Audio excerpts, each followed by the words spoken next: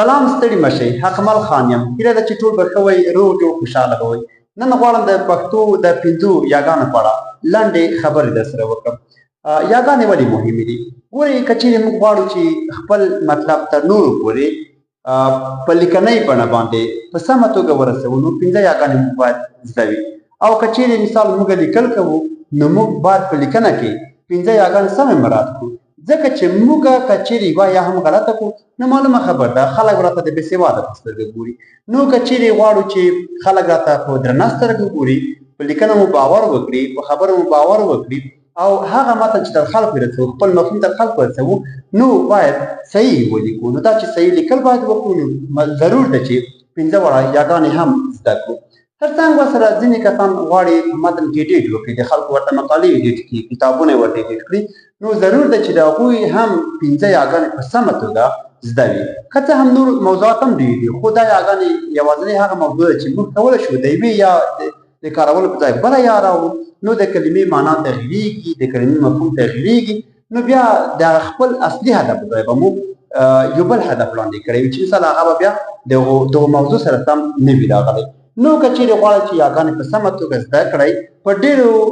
لنډو الفاظو کې پنځه یاګانې یوازې په پنځو دقیقو کې له موږ سره وګورئ پښتو کې یاګانې اول غواړو چې لنډ شکلونه یې وګورو موږ تاسو دلته ګورو د ساده یا څرګنده یا اوږده یا ښځینه یا امریه یا مخاطبه یا اوس غواړم هره یوه لنډه تاسو ته تعریف کوم او مثالونه یې درکړم دلته موږ تاسو لومړی د نرمې یا تعریف لولو نرمه یا چې ساده یا نرینه یا هم ورته وایي دا یا هیڅ ټکی نه لري او تلفظ یې آی دی او یوازې د نرینه نومونو په آخر کې راځي یعنې ټول هغه نرینه نومونه چې په یا باندې پای ته رسېدلي وي په پای کې به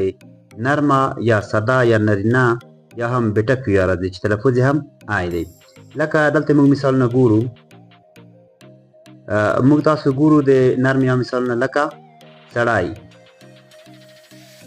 لرګی ستړی او زده کوونکی دلته موږ چې ګورو دغه ټول نومونه چې سړی ستړی لرګی او زده کوونکی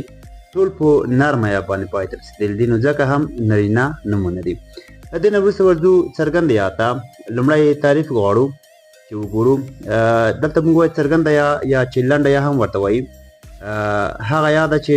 لاندې دوه څنګ په څنګ ټکي لري تلفظ یې ای دی یعنې دا فونټیک شکل یې آی دی لکه د وړو حروفو آی دی خو خپله دغه تلفظ یې ای د څرګنده یا چې د ای تلفظ کېږي دغه یا بیا د جمع نرینه او نسبتي نومونو په پای کې راځي یعنې ټول هغه نومونه چې نرینه نومونه وي او په ساده یا باندې پای ته رسېدلي وي د هغو نومونو د جمع کولو لپاره څرګنده یا هم لنډه یا کارول کېږي او د دې یا تلفظ ای دی دلته موږ ځینې مثالونه ګورو تاسې وګورئ سړي لرګي مینځي او بیاتي سړي مینځي لرګي بیاتي دا ټول هغه نومونه دي چې پای په ای باندې شوی نه څرګنده یا باندې اوږده یا هغه یا ده چې لاندې دوه سر په سر ټکي لري ای تلفظ کېږي او د ښځینه نومونو په آخر کې راځي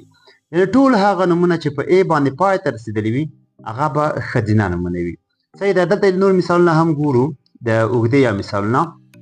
تاسو وګورئ لاندې مستې شیدې او نږدې اوس دلته موږ ګورو لاندې شیدې مستې نږدې لرې یعنې ټول داسې نومونه چې په ای باندې پای ته رسېدلي وي هغه به ښځینه نومونه وي له هغې نه وروسته څلورمه یا چې موږ تاسو ښځینه یا هم ورته وایو ښځینه یا چې د تانیث یا په نامه هم یادېږي ای تلفظ کېږي هغه یا ده چې هیڅ کوم ټکی نه لري صحیح ده یوازې د ښځینه نومونو په پای کې راځي تلفظ یې ای دی ای دلته یې موږ مثالونه ګورو لکه ډوډۍ لکه څوکۍ لکه خولۍ او آخري هم لکه سپوږمۍ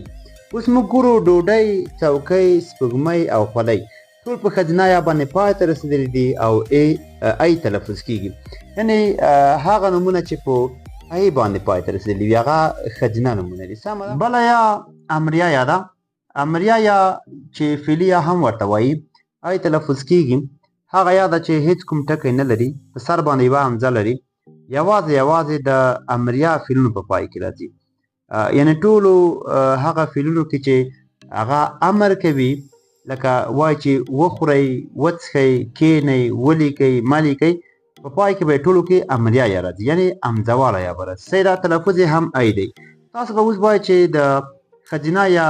هم تلفظ ای دی او د امریه یا تلفظ هم ای دی فرق دا ده چې د ښځینه یا چې د هغه تنا په نومونو کې راځي او امریه یا چې د هغه بیا په فعلونو کې راځي امریه فعلونو کې راځي صحیح ده چې امر کوي او فعل وي دلته موږ ځینې مثالونه ګورو وایي ځئ کښېنئ پاڅېږئ ودرېږئ